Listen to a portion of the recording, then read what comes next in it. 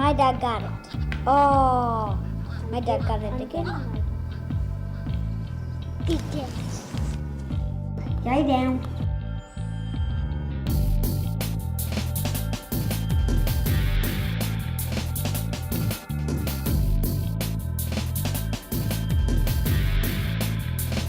Nintendogs is a software game that runs on the Nintendo DS, which is a little handheld game machine.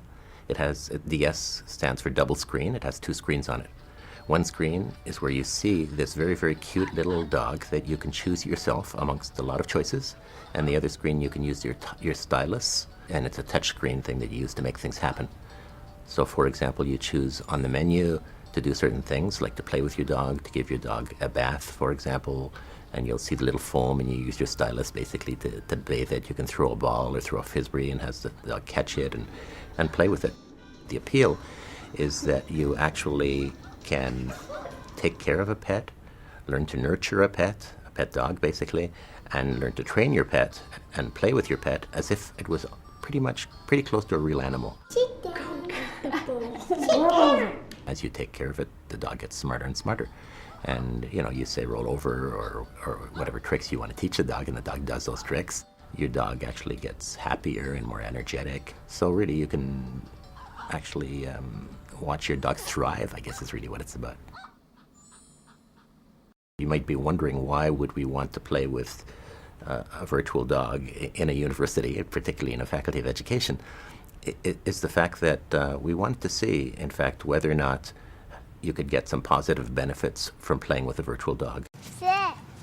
We know that there's a lot of research that shows that if you own a pet, you develop more empathy towards animals in general, and you develop much more positive attitudes towards animals in general, and that's with a real pet. So we asked the question, what about for people are kids who don't have pets like this? Could we get similar benefits from taking care of a virtual pet or a virtual dog? So we ran an experiment, and Lily Tsai, who's a PhD student here, ran the study.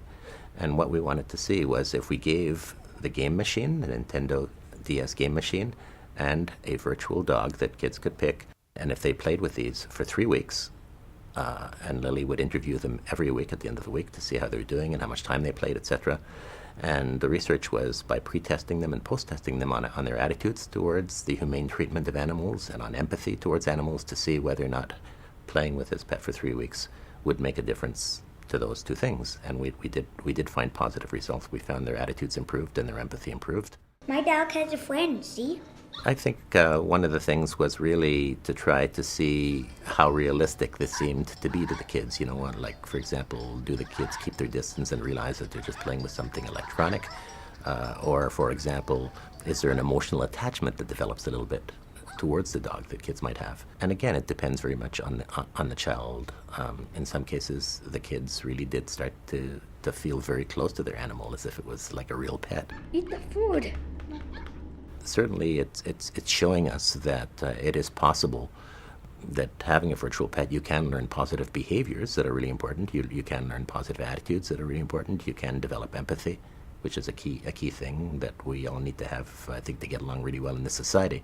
I think that Lily's results are very important, and I think Nintendo is really going to appreciate these results. We're going to send it to the company, of course, to show them that Nintendogs had a positive effect on empathy and attitudes towards humane treatment of animals in these kids.